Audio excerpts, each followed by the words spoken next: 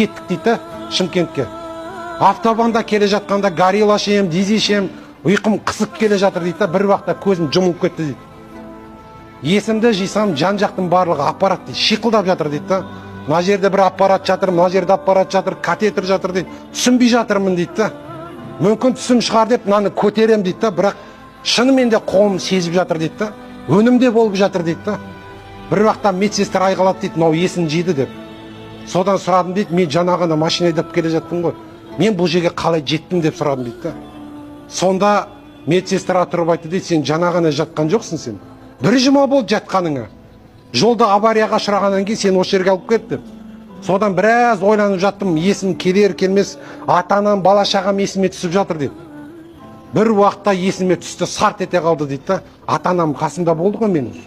О кісілер мені біле ма деп сұрадым дейді. Олар мені біле ме осында жатқанымды? Айттыңыздар ма деп сұрадым дейді. Сонда үлкен апа дейді, медсестра енді. Сонда біраз күрсініп қарады дейді. Жүрегі ауырып, уф, ах деп қойды дейді. Содан тұрып айтты дейді, балам сабыр ет деп айтты дейді. Бұл өмірге келу барда қалу жоқ.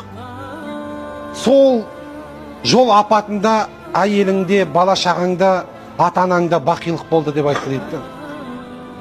Бір күнде Алла тағала барлығын алды да тастады.